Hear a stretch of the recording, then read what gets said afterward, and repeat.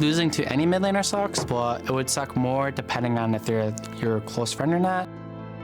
Bjergsen, I've known the guy since he first moved to LA, actually, before he was announced for TSM. In comes this new kid, right? And then the first 2 seasons, I'm pretty sure we stomped him.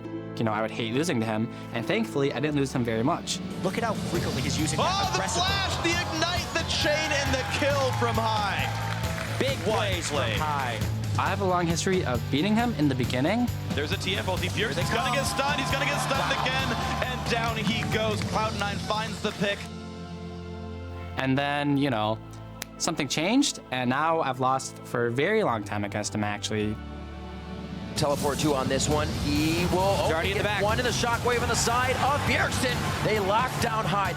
Rotobelt only hitting about 2 of the missiles. Evo play goes down. Flash forward. Tides of blood washes high away.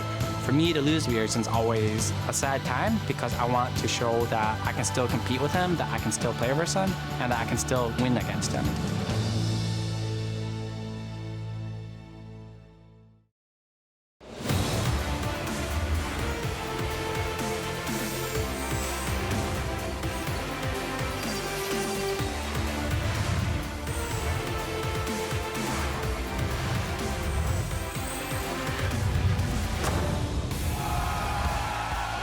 Hello and welcome. Thank you for joining us this Saturday afternoon for more North American League action. The standings are shaping up as we approach the halfway mark of the split, and no team wants to be left behind. And the fans are out here in force to cheer on their favorite teams as they make their climbs up the standings, looking towards that playoff picture and a possible opportunity for a world's berth. Here we have FlyQuest as well as TSM making their way into the arenas. Big matchup between the two of them today. Elimination with his tee in hand, looking very calm and collected. Aphromoo and the rest of CLG sporting those fancy purple jerseys. They had him on yesterday. I love the look. They're up against Niski in his debut along with Envy today. Hello everyone, I'm James Dash Patterson. You might think your eyes are deceiving you, but no, they're not. It's true. I got both Mark Zimmerman and Isaac Zale Cummings-Bentley today on the desk. Gentlemen, what did I do to get so lucky and deserve both of you? I don't know, man. I think they just kind of told us we had to be here. Yeah, didn't really have any say in it. Don't do that to me. Don't tear me down like that. It's the beginning of the day, Azale. Don't worry. All right, let's go ahead and begin with a look at how the teams rank coming into the day. Immortals are currently in sole possession of first, while Team Dignitas will get their chance at climbing,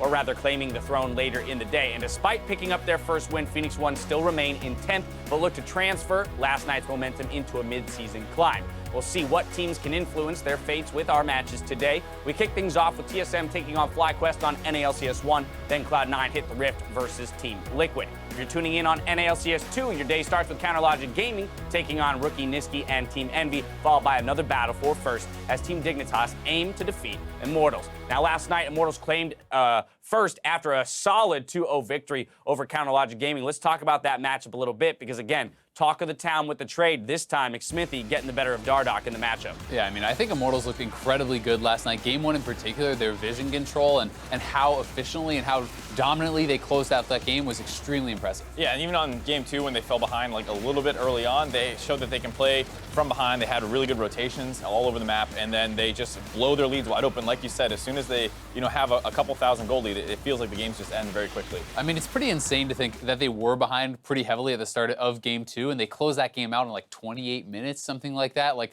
that is domination. Yeah, it was very impressive to watch them play last night. Of course, their jobs don't get any easier today up against the other team that's kind of vying for that first place slot in Dignitas. What are the key factors of this matchup that we're looking at today? I think the big one is the jungle matchup. It doesn't, go from Dardoch, aggressive early game player, into Shrimp, who's like probably the craziest early game jungler right now, just going for all these like 2-camp and gank attempts or early invades. So if Smithy can match up fine versus him and stop Dignitas from getting off the ground, that's the first area I'd probably look at for Immortals. I'd also say the top lane is going to be very hotly contested. Somebody has been crushing it, and actually Flame has been really dominant himself without getting much help at all from Smithy. So I'm going to be very interested to see, the jungler's choices in affecting that lane. Does Smithy leave Flame to his own devices and try to have him win 1v1 against Someday, or even hold on 1v2 against Someday and Shrimp? And now, while Immortals impressed yesterday, FlyQuest did as well. They found their first match victory of the split here in Week 4, and they're building on those improvements that they had kind of shown during Week 3 with Mike Young and Exceptional being added to the roster.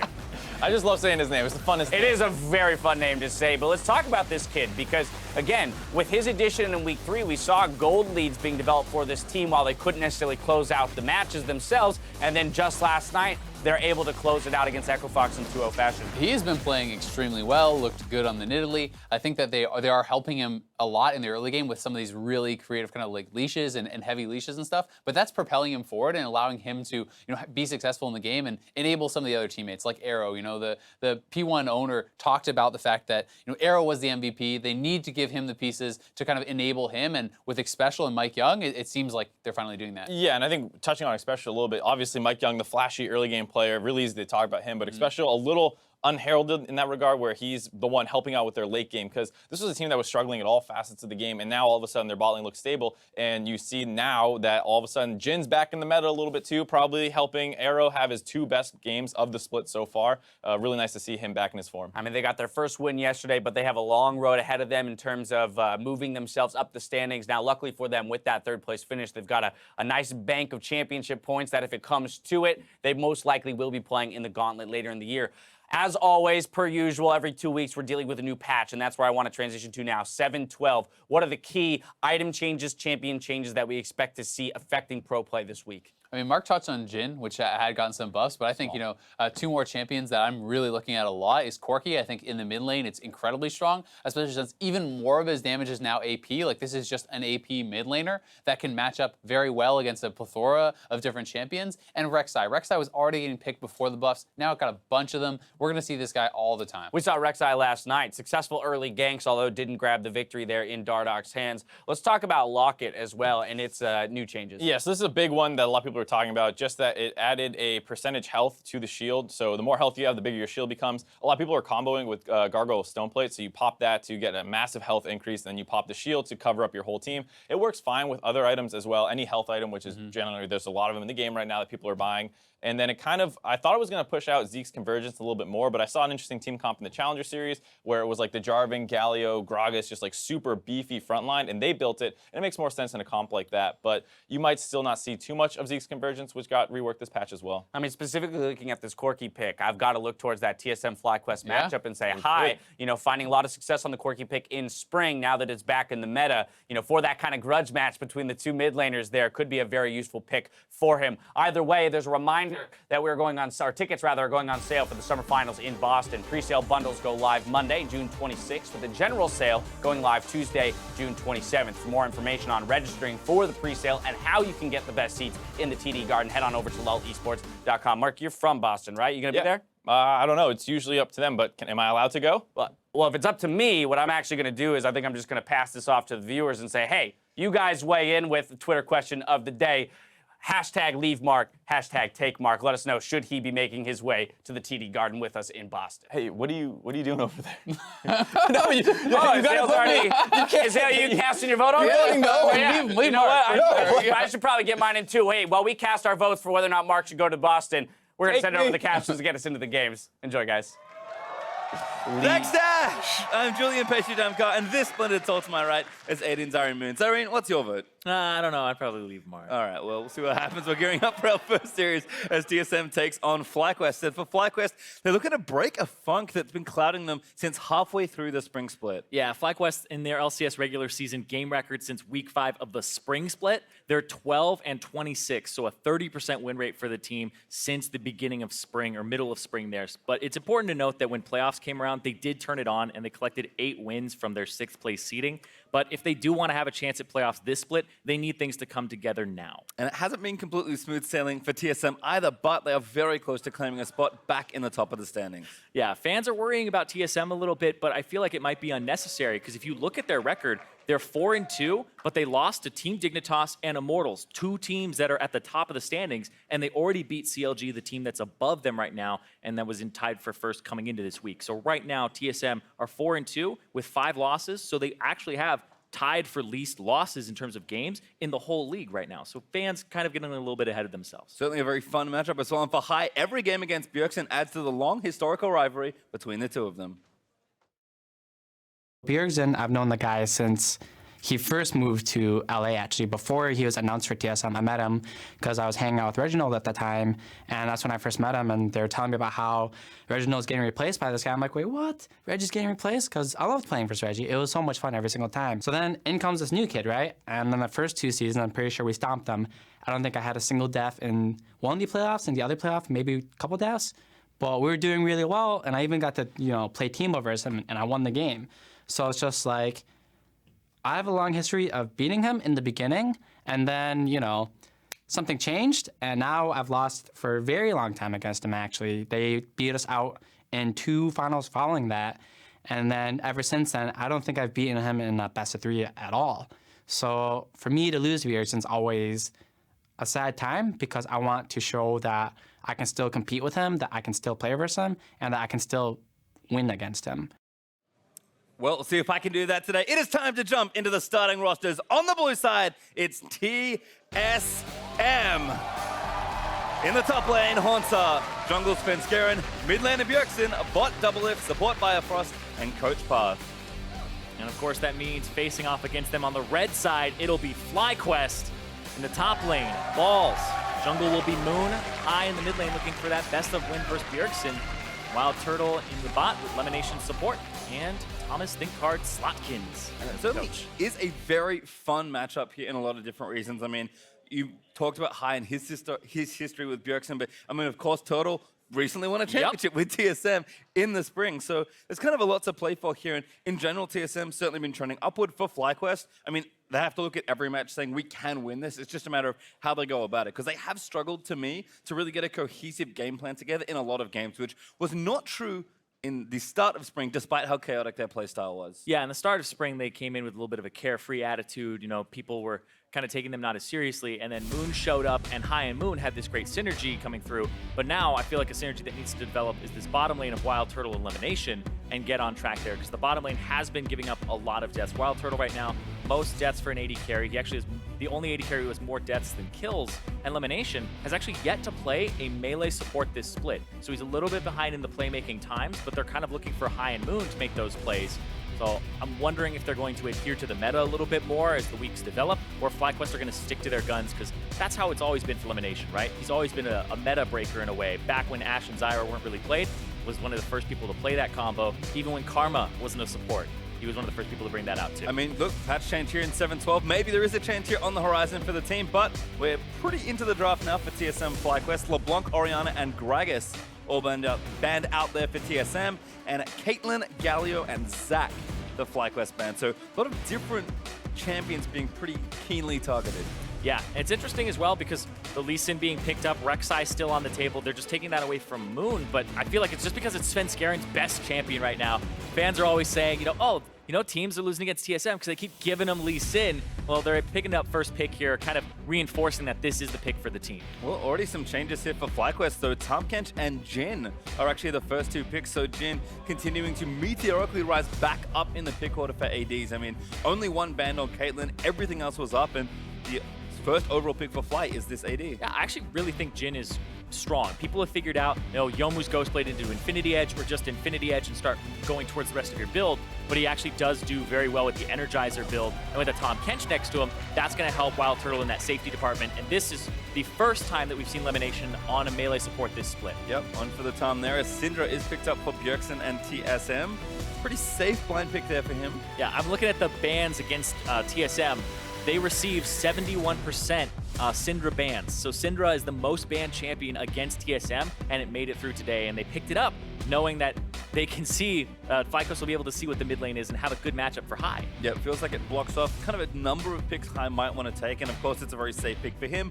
Braum is the other champion TSM have picked up to finish phase 1, and there's Rumble actually for Balls. So a lot of comfort there on that pick in particular for them, but it is also fun to see, again, a lot of more meta changes. Braum, to me, haven't quite figured out why he's emerged back in the meta, but a lot of players are picking him up again. Yeah, a lot of people were attributing the whole Doran shield changes to it, but Doran shield got nerfed a little bit here, so it's not as good because you don't have 2 potions at the start. But I feel like Braum, just in general, people said, oh, somebody who can make plays, prevent plays, has a good level 1, and has kill potential in the laning phase. So this is another champion that's built for protection. They can get Doublelift a hyper carry if they want to.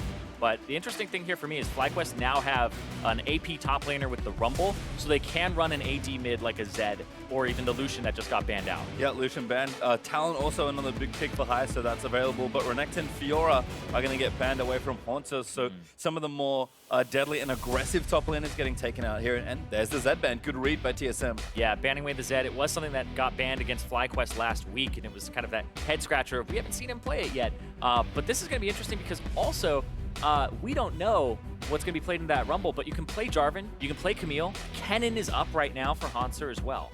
Well, also a Jarvan pickup here, so a lot of things being mixed up already. I mean, I'm pretty sure High has played a mid-Jarvan game within the last year, so there is possibility there. I mean, Rumble can jungle. There's a lot of different flexibility here. Jarvan can jungle as well. Jarvan right now in solo queue, 52% win rate jungler, so it's not bad in the jungle, and we've seen Moon pull things out like Kindred, etc. That I think can really work out for him here. But with Rek'Sai on the table, it is a little bit of close. Head scratcher. That's actually Tristana picked up for double. Another champion that's kind of rising back up into the bot lane. Yeah, people are going, oh, Static Shiv is incredibly good. It clears out caster minions when you crit it. Why not just go with a crit build? And that would be so good in this competition. You can keep her safe with the fact that she has her own way of like jumping away and keeping herself peeled. And then you have the Braum on top of it just to make it even harder to kill the Tristana. Well, Bifrost having some fun. The last pick, though, is Shen. That'll be Haunter's champion in the top lane. So we'll have to see how FlyQuest wants to finish off this draft. And maybe more importantly, just exactly where all these champions are going. But I like this because FlyQuest, you know, they're kind of sticking to their guns and playing a lot of meta things or old meta things with like the lack of a range support. But now it seemed like they've made a lot of adjustments. Where is this Jarvan going? Where's this Rumble going? It's going to be a Rumble top, Corki mid. Like we were saying in 7-12, Corki got some buffs, got shifted towards magic damage. It looks like it's Jarvan jungle here. Yep, so High, understandably, he's going to be playing Corki here. I thought he might stray away from it with the Syndra, but High feeling confident. Well, one of the things I like about Corki mid is they take exhaust typically. So they can run double exhaust in this composition up against Bjergsen's Syndra. So the Corki can stand a good chance. Hex Drinker early on after a Trinity Force could be a good buy for him. But the changes to Corki were he got a base AD increase, which means he gets a little more damage out of Trinity Force. He got an attack speed increase, which means buying Static Shiv and Rapid Fire Cannon is even better on him. But then also his passive that made it a 50-50 split in Magic Physical is now 80% Magic, 20% Physical. So that means Sork Shoes is even better. Void Staff is even better because he's doing a larger majority of his damage is Magic damage now. Yeah, just really is kind of a Magic damage champion. He was considered that in a lot of ways when he was being played in the mid lane, but now really fitting that identity. So certainly, again, this new patch may have heralded some new life for FlyQuest and at least their draft phase. Very excited to see Jarvan jungle here for Moon, and we expected he to be the one to bust out Corki, and he has not disappointed us here in game number 1. Not at all. And looking at it, FlyQuest, High is actually going to take Teleport here to possibly go for a 1-3-1, so no double exhaust here for the Corki mid. I think understanding that, you know what, this lane's probably going to be a bit rough, does help you get through the laning phase as well. So kind of fun to see how that all shakes out. I wonder if a lack of friends is going to cost him, but we'll have to think about that later, because we have a game 2 start the crowd. It's been awfully great so far. We'll see what happens as we get onto the Rift for game 1. TSM versus FlyQuest. Like you said, a lot of rivalries here on the Rift. Wild Turtle versus Double Lift. Bjergsen versus High. We got some classics. Certainly do. Looks like TSM might be stacking together as 4. Makes a lot of sense with that level 1 of Braum that you mentioned. Exactly. So might have been spot High here hiding in the brush. If they hug the wall, this is kind of what happened at MSI. He got tagged. No Right. clashing in, but Valkyrie forced to be taken and used. Exactly. Valkyrie level 1 will stop his shoving power. He will have some auto attacks onto Bjergsen, but the difference between actually going for the auto attacks versus the Q onto the minion wave from the Syndra is big. So she'll have the shoving power. Nice trade there from Haunter. Actually, now going back in onto balls, but Moon is going to complete his recall. Did have to use some potion. Thankfully, it is a refill, so doesn't lose any efficiency there. Yeah, so what happened in that level 1 is TSM get a lot of information. They get wards down on the blue buff and on the Raptor camp, so they'll have a pretty high chance of seeing where Moon actually starts here, whether it's the Raptors. But if he starts red buff, they actually won't know unless it's based off of the leash. Well, Turtle just sticking around.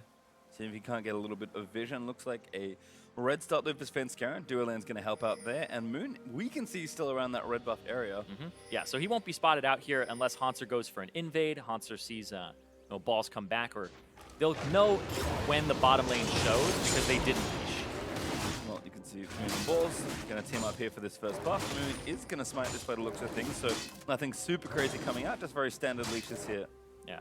Haunter though runs into Balls, and he's going to get some really good trade damage down. So Haunter kind of abusing all the information he had and just staying for a bit of extra damage. Yep, got those 4 auto attacks off on him, and Moon just clears out the... Oh my. Looks like he went for level 2. Didn't go for Raptors there, but looking for a mid lane gank. But he was spotted by the ward. The ward timed out a little bit later. Yeah, Bjergsen playing on the correct side here. Yep, Level 1, no flash. Oh, not going to quite connect as the knockback does come out. Bjergsen though still has his flash. He's going to ghost away as high. Looks to get aggressive. They're really trying to take him down, but Bjergsen holds on to his second summoner spell. Yeah, just uses the ghost there. High didn't hit level 2. Oh no! FlyQuest Though knocked up, and now Elimination dropped up. Going for us to the right. Turtle! Save him, Turtle. Looks to try and get the damage down. Heal by double. It's going to save him as Turtle gets stunned. And you can see just the difference in the shoving power means a lot there. Double Lift already level 2, Wild Turtle no level 2 there for a Deadly Flourish. And it's those types of differences. Bjergsen hit 2, so he had Scatter the Weak and was able to knock back the Jarvan a little bit, whereas High wasn't level 2 before that gank came through. Great rims by both supports as well, and we have a lot of action already. FlyQuest, I like that they're trying something a little different, but they used a lot of resources and got nothing of it. Yeah, and Svenskeren was rather aggressive there. He did, I believe, take away the blue buff, so that didn't go over to Moon. And was able to get out of the jungle with it too. So that was what cost his flash. Yep. Risky invade, but pays off there as TSM collapse to save their jungle up. Bjergsen's back, then a pair of boots, wanting to dodge the next sequence of ganks that might come through. And now in the actual 2v2, now that everyone's staying in their lanes for a little while longer, like you said, some early shove power there. But Double Lift's treating him to a very early and very slight CS. Yeah, I think the biggest difference here is going to be the jungle, because Jarvan is actually quite far behind. He picked up his jungle item after, or second part of his jungle item after backing, but he hasn't cleared any of his camps except his buffs. And we all know the buffs have those longer respawn timers, but these camps mean Svenskeren is a level and a half up, and Moon still has to... Oh, great stun. The Q misses though for Sven. Still going to get the slowdown onto High, who is forced to flash. Yeah, didn't hit that Q, and that may have been the big difference there. But they do get the flash out. So Svenskeren actually able to apply some mid-pressure here, because Moon pretty much has no pressure until he clears his camps. You want to clear them so they come up again and have those extra levels on them, so you get more experience. And that's where Svenskeren is now, is at the point where his Raptors will be coming up shortly. He'll be able to clear that out, and he'll be pretty close to level 5 after just a few more camps here. Yeah, and while it might not look like a huge lead at the moment, you can see that kind of all bear out. Svenskeren kind of goes back to farming his jungle. Moon hitting mid once again, but this lane is pushing towards the turret. It's pushing. If he's not getting the Raptors here or getting something off on Bjergsen, then it's kind of a misplay, because his Gromp hasn't been killed, his Raptors haven't been killed, his Wolves haven't been killed, and his Krugs haven't been killed. He's very far behind right now. Yeah, Moon maybe spending a little too much time trying to gank. Actually, bottom lane again. Maybe looking for something here. Yep. Deadly Flourish comes through and they get the flash on Bio. Tries to get out of the way. Elimination hungry, but no food just yet. Double Lift able to get out. Biofrost did have to burn the flash there, so Moon is finally going to return back to the jungle and start farming, but Sven, like you said, is power clearing all the small camps that are respawned. He's level 4 to 3 right now and could be an even bigger experience lead, depending on what Sven chooses to do. Yeah, there is a mechanic in the jungle that's comeback experience. So if you're lower than the average level in the game, which if you look at Moon, he's level 3, everybody else on his team is 4 or higher. Everybody else in the game is 4 or higher. So he'll actually get more experience off the camps than normal because of the fact that he's behind the average level of the game. It's kind of this comeback. There's a comeback mechanic that when I first experienced it, I was getting invaded over and over and over again. I was actually level 1 to level 4, and then I killed 2 camps and I was level 3, and I was like, wait a second. And I was just back in the game, 1 level behind the guy. And I was like, this is actually dumb. How are you catching up so fast? See if Moon catches up quite that quickly, as Haunter did take a bit of a beating there from Balls to TP back to lane with boots and a cloth armor, I believe joining the Doran shield that he started with. Looks like Haunter's going to do the same. He's got a Spectre's Calmo though, and this is usually where Shen starts to tip the balance in a lot of his matchups. And while we haven't seen too much of the top lane just yet, Haunter looking good just now. And Rumble did get a pretty big suite of changes as well. And I think people are still playing the champion, but it's hard to say exactly what the nerfs did. Yeah, the changes did, because he kind of got buffed as well. Exactly. It's an AP ratio buff to his Q, but his Q has a 10-second instead of 6-second cooldown, but its overall DPS increased level 1, but you can't overheat with just using it. So your level 1 is weaker unless you're overheating, right? It's like it's this weird kind of back and forth, but you can't overheat. So anyway, the Rumble changes means that later on, he's actually a little bit stronger because he has a better AP ratio on his Q. His W has a stronger shield on it, slightly lower duration by 0.5 seconds, and his E also just got a damage increase. So late game Rumble is better, but his lane phase took a slight hit. Well, Elimination getting forced out and does burn the flash over the wall. Wild Turtle destroys the blast cone, not wanting anyone to sneak into this bottom half. I guess kind of realizing that the lane is pushing in. Double lift on Bifrost having a pretty nice lead in the lane so far. Wanting to play back a little more defensively, and looks like Bifrost looking to recall himself. Gets tagged by Elimination's tongue. The double lift now going to go back himself. Yeah, again, tongue's going to cancel. Yeah, going to cancel it. Wild Turtle actually with a CS lead for himself here in the bottom side. It's done the Elimination under fire. Bifrost and double lift doing a nice job getting those combos down. A lot of early power between Braum and Tristana. Bio kind of eats a few too many auto attacks in that trade.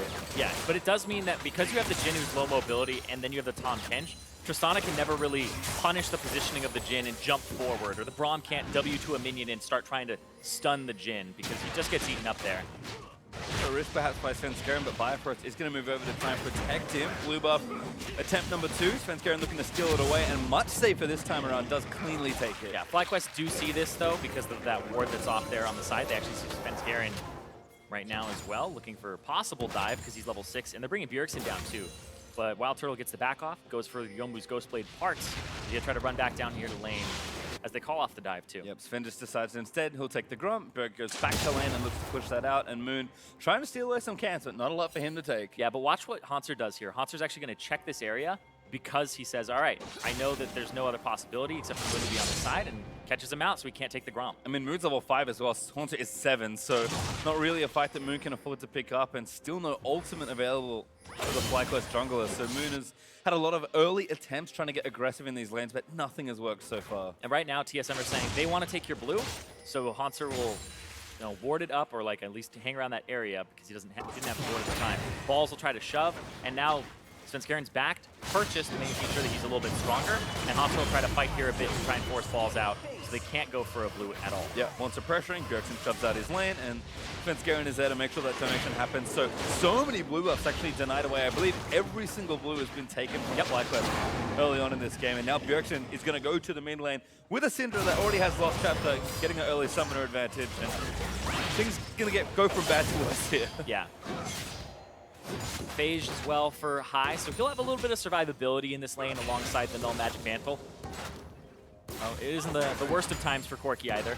Also, an interesting thing to note as well for the Corki is that he went for Warlord's Bloodlust, and it used to be that Corki would take Thunderlords, you'd use the E, and you'd be able to get the Gatling gun shots on people, and it would just add up. But people have moved a little bit more towards this, where it gives you the sustain in lane, survivability, and the movement speed burst to chase people down. And when you're going for Energizer builds like a Static Shiv and a Rapid Fire Cannon, that'll help charge it up faster and add an IE on top.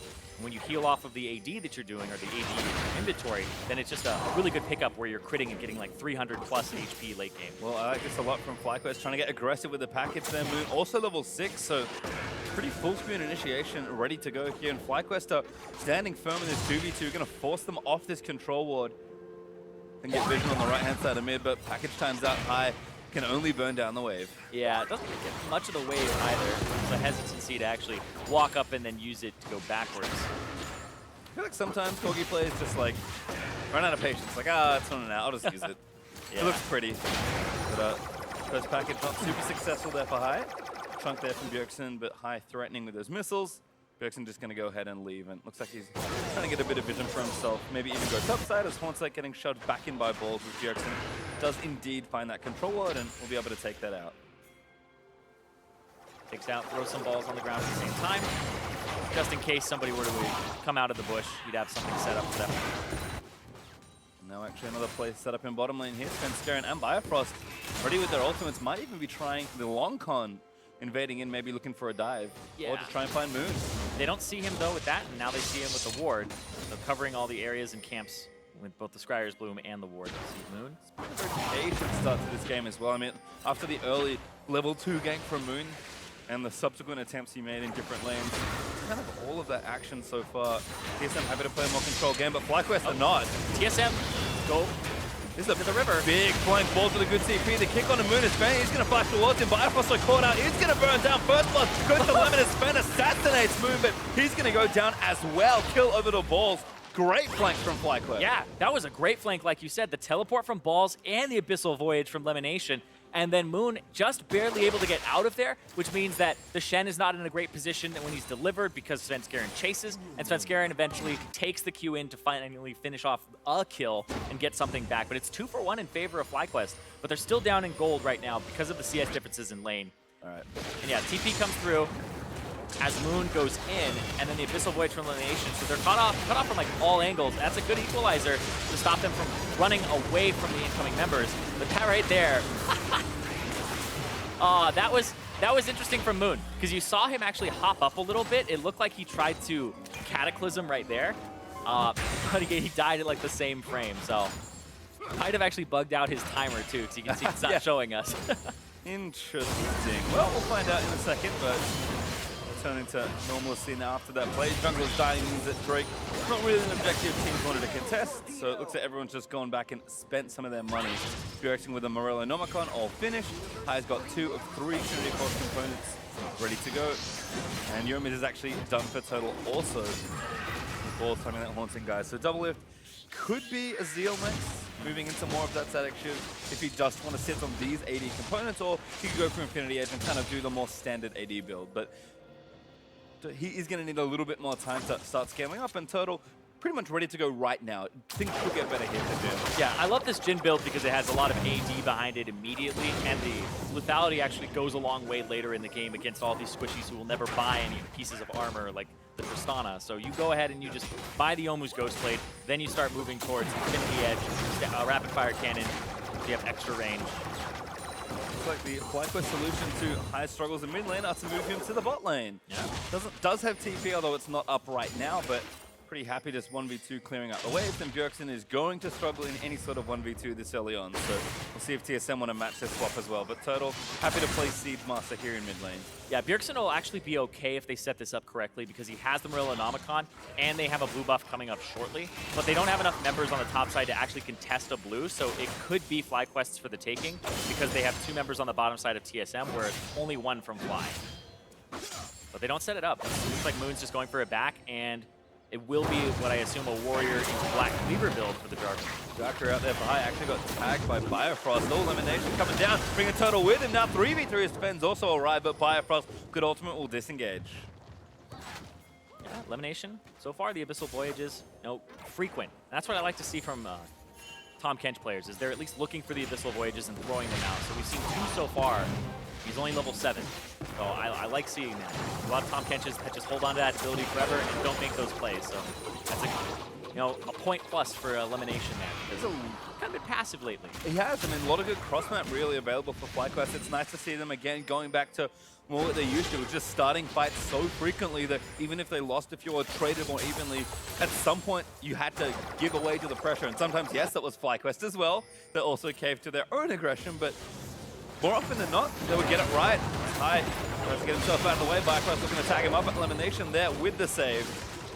Tom Kench is fun killer, man. Oh, looking for a kill on Haunter here. Solo kill here for Balls. Grass does proc for Haunter, but Balls still chasing him down. Overheated, forcing the taunt away. Actually flash burned as well. Yeah, gets the flash out of him, throws down the equalizer. And so with that, Leandres ends up doing a lot of damage. Even though it is a Spectre's Cal and a Dorage Shield, that's if you're getting like Deathfire touch checks. Hold on though, sniping Bjergsen. Oh, Bjergsen tries to flash out. Moon does get stunned before he can Cataclysm away, but a great deadly flourish from Moon. Looking to complete the dunk. Bjergsen though ghosting away to safety. Yeah, Moon actually had the ultimate there, but didn't have the vision. Bjergsen ducked away right into the bush right on time, because if he buffers that, you can't be disabled during the Cataclysm cast, and it would have stopped the Scatter the Weak stun. Well, all the attempts on the lives of TSM don't quite go right for FlyQuest, and instead TSM collect the Drake for themselves. Haunter going to TP back to that top lane after taking a massive amount of damage from Balls, and might feel a bit safer now with that Charm Fist for a bit of extra health. Also has a backup Ruby Crystal, but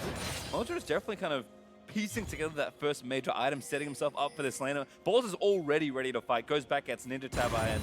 That next TP from Balls, the first one was pretty good. He's got it back now, and maybe even more impactful in the next fight. Yeah, and it's that Titanic Hydra coming through for Haunter as the first item after the magic resist. See, once he starts clearing the waves, because he wants to kind of be almost a non-interactive lane for a little bit, and then he'll have an ability to deal a lot of damage to Balls while not taking as much himself once he completes a few magic resist items.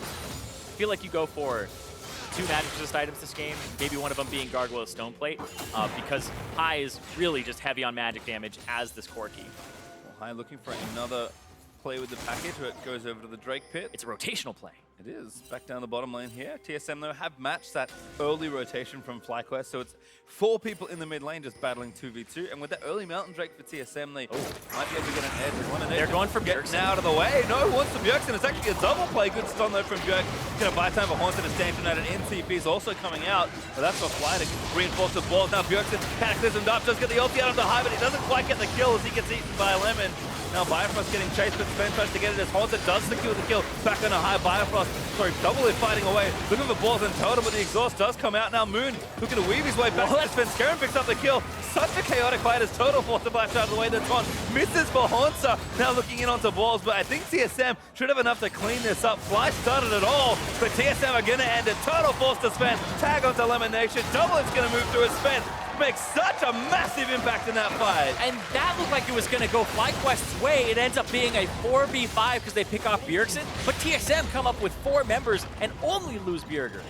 That was a very strange fight on 2 different fronts with everybody joining the party. Bjerg gets picked off early, and I have no idea how Sven did so much work with Haunter there, but yeah, cleaned up the fight certainly. So they're fighting on the right side here, and this is key because what happens is Balls comes in and has Equalizer. He wants to throw down an Equalizer in a good spot, only gets it onto Biofrost. It's not sectioning off Double Lift or anything like that, and he's not helping out on the right side of the fight either. So we'll look for that here, whereas they get Bjergsen, they section him off.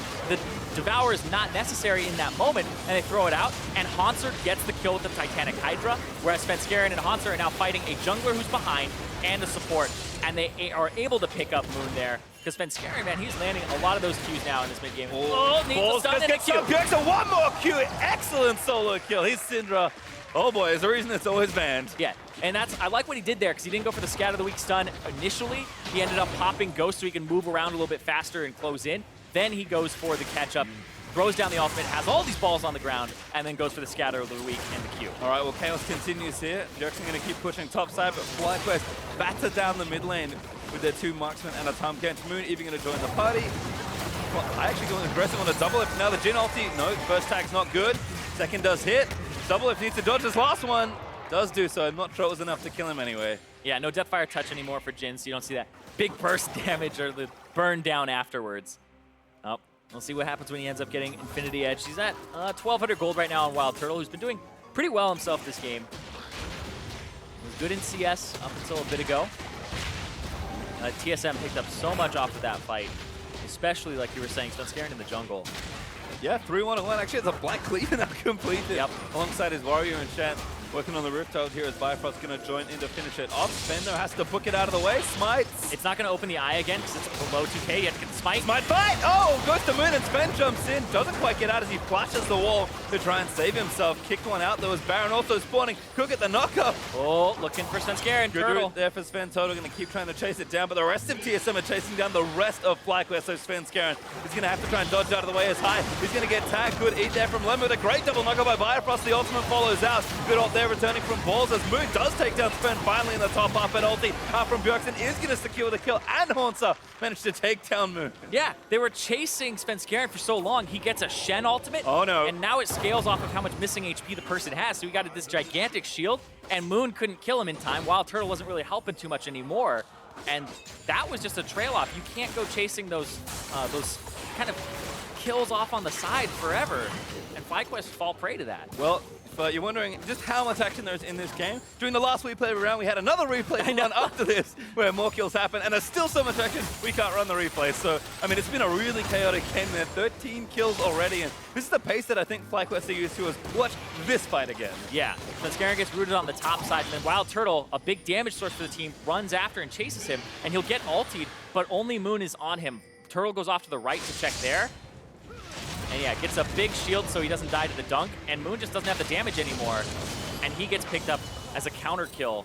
And Wild Turtle got to do no damage in that fight afterwards because he was just chasing and looking at the options, trying to cut off Svenskeren. But it was good by TSM to realize, all right, it's 4v3 or 3v3 in this part of the map, and we have more gold on these carries. And it's one of the toughest things, I think, playing a team like TSM, because if you want to play fast, they will play with you. High going back in, but a double tag from Bifrost almost stuns 2 members of FlyQuest. Haunter does complete the TP in towards the Drake pit, and it's back up. So TSM looking to force another fight. Drake already started. Yeah, Balls no teleport right now, but he will have TP advantage for a bit afterwards. We'll see as he clears out that wave. Meanwhile, Double Lift now with 2 items. They used Rift Herald. Has spawned. Double Lift's like, yep, I'm gonna go shoot this. Pay attention to me! Busy chasing down the monster. Oh, and that's not gonna be a lot of damage at all. Yep, because he got to hit it in the eye twice, took away a lot of it, and it does percent of its HP to turrets, so ends up not really doing much there. And then Double Lift again. Walking back in, dodges the stun from Turtle, and looks like TSM are trying to seize down that last outer turret. 2-1 up in turrets for the squad right now. Have a few kills ahead of FlyQuest also, and maybe most importantly, 3,500 gold up. So all of that chaos, all of the things that FlyQuest have tried to do have backfired here and there. TSM's responses have been very good, and as a result, they've kind of built themselves up a nice lead, particularly holding, again, in that jungle position. But top half of the map total there for TSM's looking real good. Yeah, it's looking really good for TSM right now. Everybody has a whole bunch of gold over their opponent. Nobody is really behind in a one-on-one. And as a split-pushing team, or a team that wants to kind of 1-3-1 a bit and then group up and team fight as FlyQuest, because they have double teleport, but then they also have this Jarvan plus Rumble combo that can be devastating if flashes are down. You definitely want to have that gold advantage. So, like that. Oh, good package there. But Haunter going to answer on the other side. Ultimate almost takes down High. And now Bifrost and Svenskeren are already here. Balls gets tagged. Sven going behind, kicks in for the execution exhaust. Down and off the balls as Double Lift jumps on the stun lands and Bjergsen gets the kill. Again, TSM's responses are just too good. Yeah, it's too fast for FlyQuest to react to. The Shen is helping out, and then the rotations here, everybody in sync. And this is going to be a Baron startup here. Moon in the area, though. He's around, but blind. Yeah, they're trying to get him some vision here. Elimination, walking up. He puts down some wards for that time that he can see. Yep, again, Bjergsen again trying to scatter the weak here. Oh, Wild Turtle actually getting some shots in. They're stopping some DPS on the Baron. Moon doesn't quite make He's in there. He's into the pit. He has to go in blind. Double Lift takes him down. Baron secured by TSM. Yeah, and TSM stopped DPS at about 2,500 and said, all right, we're waiting for this, because they're able to have some members fight outside the pit and interrupt Turtle's ultimate and make sure that they aren't doing some extra damage to that Baron. And again, it might look silly for Moon to just go in and die, but he has no vision. He has to try and make a play, and it all started by this attempt on Bjergsen's life. Yeah, High jumps in, but then immediately Bjergsen, who's up a level right now, just throws out the ultimate, almost kills High on entry, and then Svenskeren walks up, gives him the kick, then takes the Q to Balls. Svenskeren, this first pick Lee Sin, is working wonders for him right now. The guy, 4, 2, and 4, highest skill participation on the team, actually right next to Haunter, who's one up on him with that Shen ultimate. So yeah, they're both doing great right now. Top half of the map, like you said, definitely clicking right now for TSM. Certainly are, and now turrets are just getting destroyed. TSM plow through 2 there in the mid lane. They've got the Mountain Drake and the Baron buff for 2.5 minutes longer, and it's just standard rotations right now. Haunts has prepped this bottom side wave already, so turret number 5 is going to fall in a significantly less time than it took to take 2. Yep, and now this gold advantage for them.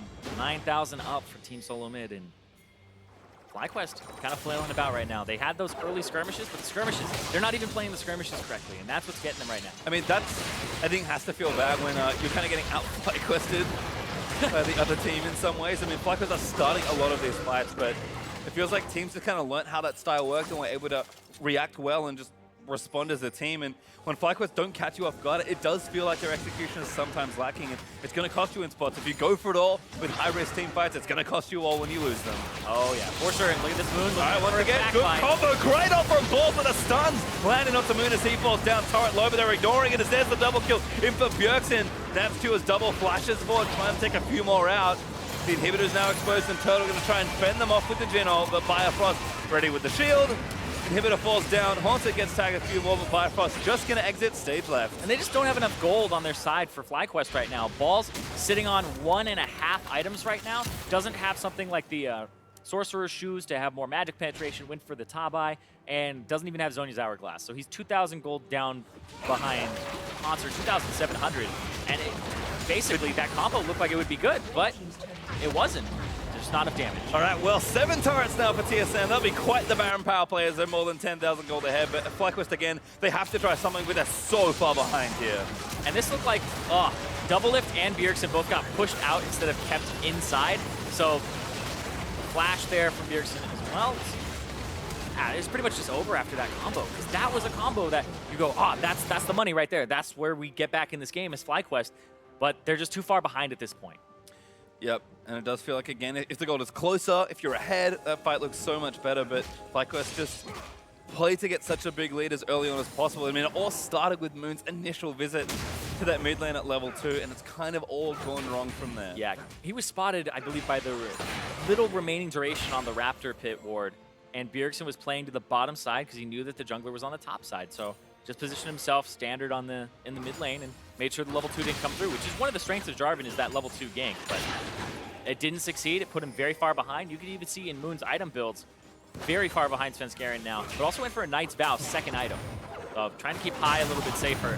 And they also have another Knight's Vow here from Elimination, so they're just double Knight's Vow trying to keep their carries safe. I mean, they've got 2 good carries, but they're going to need to scale a little further. TSM, in the meantime, are pressuring top and bot with the super minions doing the work for them in the mid lane. So 3-lane pressure effectively here for TSM, and turrets should start to fall even faster. Baron buff has dropped off, but that's the end of the good news currently for FlyQuest. Yeah, so more bad news for them is that Hanser in the top lane, 11 out of those 13 kills he's been a part of, Gargoyle, Stoneplate, Titanic Hydra. I feel like nobody can really 1v1 Hanser right now because he's 2 levels up over balls, 1 up over high.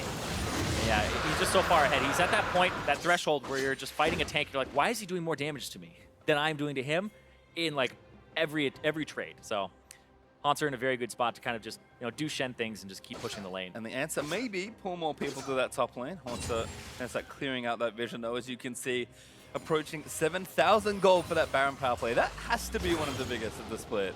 Yeah, there's been some pretty heavy There have ones, been for some sure. pretty ridiculous Baron plays already. But not a bad one, certainly. I think TSM will be happy with that number. I'll also be happy that 3 items pretty much everywhere. You mentioned the tanks already in that top side for Hanser, and in some ways Svenskeren. 3 items also on the carriers, which means that FlyQuest and all of their champions are feeling fairly under threat. Yeah, and Doublelift already has boots, has 3 items, and now he's working towards another one there, some lifesteal for himself. But yeah, all the carries are just ready to go, and all the tanks too. So TSM pretty much in the driver's seat. And they have a Tristana with 2 Mountain Drakes. These turrets should be like butter. And they've got enough time as well with the supers in mid lane, so it's time to see it once more. Again, damage coming out high. Needs a few more autos. Oh, there's the stun, but a good eat from Lemon. Devours high up and keeps him safe, but even that might just be enough poke for TSM to keep sieging and just knock down that one of these inhibitor turrets. As soon as one falls, it feels like the game's just going to break completely open. Doublelift, all that free time. Feels good for the Triss. Oh, the lifesteal here as well. Bio trapped in there, but who's trapped in with who? Doublelift on a killing field, take down Lemon Moon. Low does go down to Sven. Turret's gonna fall. Doublelift hop, skip, and a jump over for the reset. Says Turtle going down. Another jump for Doublelift. Another jump for Doublelift, and high. He's gonna get chased all the way into the fountain. And the only surviving member now from FlyQuest, TSM are gonna take game 1. All right, Nexus turret's under siege. Doublelift smelling blood. Once the ace is high, retreats with his fountain to try and defend, but the Nexus will be left exposed and open as they're looking to try and dive it in. TSM, they'll give it up. High will stay alive, but the Nexus will not. Shut down there at the end. Doublelift goes down, but TSM take game 1. TSM able to play the style a little bit better than FlyQuest there. The Jarvan pick did not work out. 2-6-2 for Moon at the end of the game there. He went for those early ganks. It put him a bit behind. It didn't work out. It was the gambit that they took. And if that ends up working, it's a completely different game. But they took that risk. The risk didn't pay off against TSM. And now FlyQuest, the struggle for them is, the standard didn't work for them. The oddball pick didn't really work for them here. And they got to find a way to take down TSM, who, like I said, is looking like one of the stronger teams right now, even though their record shows that they're 4-2. They've only lost to those top teams. I mean, the TSM. Like, really? Are you going to doubt that TSM aren't going to be good at least by the time the split ends? I feel like you can't say they're TSM as an analytical statement. I mean, they've made every final, so that's pretty good as far as their pedigree goes. So we're actually going to break down the game here again, looking at that team comp. I liked a lot of the elements of both drafts, actually. I think TSM picked smartly to try and counter a lot of expected things from FlyQuest. I mean, Syndra is such a robust mid laner, particularly for Bjergsen. But FlyQuest also, I like what they did. For me, it just really comes down more to execution. I feel like FlyQuest just throw themselves at the enemy team sometime, and team's like, okay, I'll just yeah, because the Jarvan could have worked out, and we saw the combo come online, but it didn't have enough damage behind it because of the top lane.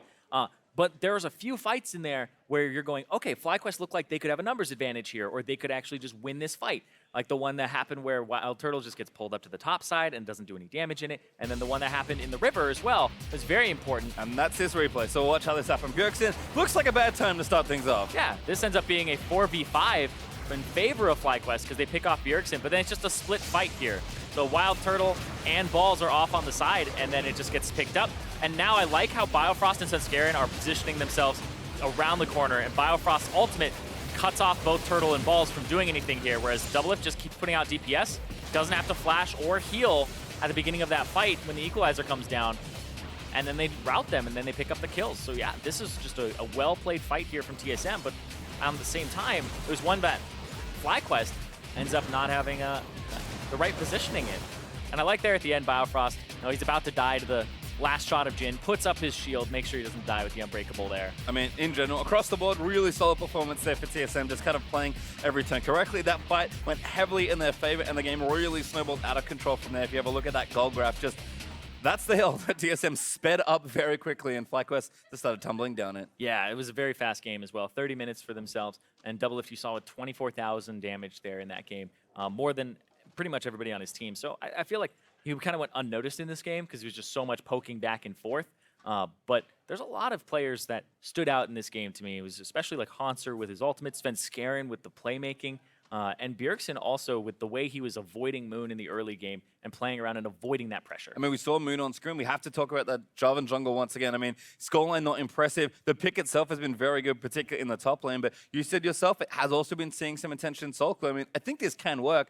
I don't know if it's necessarily the pick that was bad here or if the execution was just a little off as a team effort for FlyQuest. Yeah, well, if you think about the level 1, they got more information on TSM's side where they warded the blue and they warded the Raptors, which means that you're not getting that level 2 gank off without them knowing what side of the map you're on, most likely for that level 2. Because you start the blue side, they're going to see you there. You start the red, and you get caught by that Raptor ward on the way out. So Bjergsen's able to choose which side of the lane he wants. So it's a team effort there to avoid that gank in the early game, and the Braum pick helped them put themselves in the jungle. Yeah, it feels like great preparation, paying dividends there for TSM. Well, we're taking a quick break, but before we go to commercial, let's send it over to this week's episode of This or That with Kobe and Jat.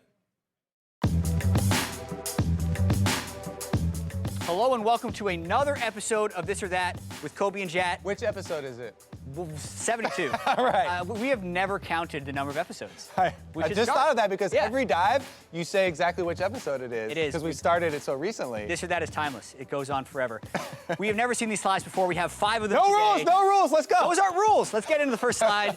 We said we're never talking about the rules again. Better LCS debut. Mike Young, contracts. So contracts, I remember this Yeah? one pretty clearly. And he was actually going up. People were like, he's the best jungler in the world. Yeah. People were already comparing him to, oh yeah, SKT wants to pick him up. Yeah, this is actually super interesting because Mike Young, or as I like to call him, Rookie of the Split Mike Young, Yes. actually the had only a rookie good of the first week, split. but he didn't win a match. And the team protected He did him win a lot game, though. with their jungle strats. And he went off in some of those games. But contracts, I don't actually think his rookie split was amazing, even though he did win Rookie of the Split. But his first week was awesome. I was gonna say, debut, do you mean the games of the first day, or do you mean the entire... He started off his LCS career by 2-0ing TSM, I think. Exactly. So it's contracts. That's why I was going with debut of your first weekend or whatever. Yeah, pretty excited for Mike Young, though, and I think contracts is still getting better. Yeah, So both I like guys this one. Mike Young definitely shows promise. Slide number 2 for This or That. Who will win, Immortals or COG? This is our Friday night matchup. Perfect. We get a discussion one. This is actually really hype because not only is it battle for first place, this is battle of who won the trade. And people have been having so much discussion just on the junglers. They're like, oh yeah, Smithy, nice guy, shot calling. He's helping out with the mentality of the team. You know, his direction for the late game is so much better. And Dardoch is all plays, but that has not been the case. No. Smithy has been huge in the plays, the early ganks, his Baron steal as well. So I really even just like that, that dynamic. Not only that, Pobelter and Huhi also was a double starter on COD, so there's so much story in this matchup. With that being said, even though I think Immortals is a little underrated with the way Flame and Ole and Cody Sun have been playing, I'm still on the CLG hype train for this split because I think Darshan is back to that level where he was one of the best top laners in NA. I think Aphromoo is recommitted, and I think there is still more talent on that team, so I'm going to go with CLG for this Friday. Exactly, and now I feel like the more surprising wins have been coming from Immortals, but I still have to give it to CLG. CLG's games have been super close, too. So much of this is on almost historic brand value with the roster. Like, Immortals has won so many games, but it's a totally different roster than was winning in 2016. Yeah. Also, I feel like it's been a little bit more recent for Immortals as far as the improvements that I'm seeing. But that being said, I'm actually super hyped for the bottom lane as well, even though those aren't star players. Still that. Two of the best bottom lanes that we have in the entire league. Yeah, we said a lot of nice things about Immortals. Picked them to lose. We're both CLG, going to be a super hype matchup. Keep it rolling. Slide number 3. This or that, Door and Shield nerfs, LCS meta altering, yes or no? So the nerfs was you can no longer get 2 health potions, but you now get It's literally 50 gold, yeah. Meta altering.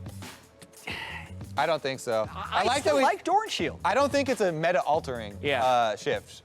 I mean, Door and Shield, like you're saying, you still like it because we it's essentially still credited usable. Door and Shield with being able to play supports like Blitzcrank and Thresh because you wouldn't get poked out by Karma. Karma's nerf, people used to play in those. I think you still go Door and Shield if you want, and the playmaking supports are still in, so I'd say the nerfs are not meta altering. So, to an effect, right? I do think playmaking supports are here to stay, and I don't think they will be affected. I do think that some AD carries are going to stop buying the shield, which is actually what I wanted. So I think it's the best of both worlds. I wouldn't call that a meta-altering change, though. Yeah. It's a little bit smaller than that, so I will go no. I like the color coding of this or that with the yes and no as well. And I like they changed it from thumbs up, thumbs down. Yeah, they're the non-anatomical thumb from last week. I forget how it was supposed to be. We rarely, credit the producers, but more underrated pre-summer split. So before the split, who was more underrated? Another Immortals or Darshan? CLG one. It's a hype matchup, Kobe.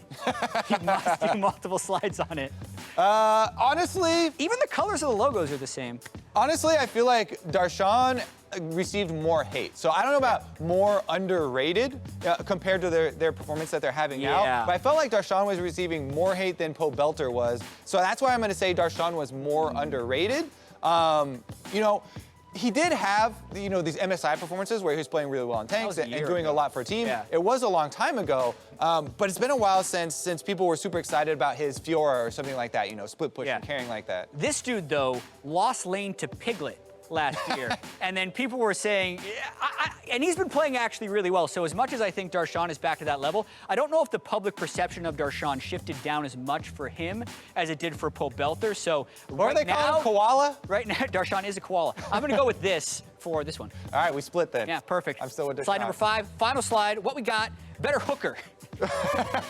Word choice. Questionable. Weird choice, but I like the slide because so many teams, we've been seeing even Blitzcrank into Thresh so often. I always cite as my reason for favoring Thresh, his versatility. Obviously, the Lantern, you can play defensively, you can save people. There are a lot more creative plays. But obviously, the speed of Blitzcrank, as well as the silence from his ultimate, is super underrated, which makes this a lot closer than just obviously he can hook and he can Lantern. Blitzcrank offensively definitely has a bit more punch, but I still just love Thresh. Yeah, I'm going to take this question a little bit differently and talk about just the hooks. I think Thresh is a more useful champion, but even Rocket Grab, looking at the hooks, Rocket Grab is better than Death Sentence, in my opinion. Yeah. Okay, that's why I thought you were saying the. Yeah. Okay, we're good then. We took it different questions. Perfect. I'm going to go with this. Kobe's going to go with that. As usual. Also, this is literally a hook. Ha! I win. We're done. We're done. That was the last slide. I have nothing nothing else to say to this man.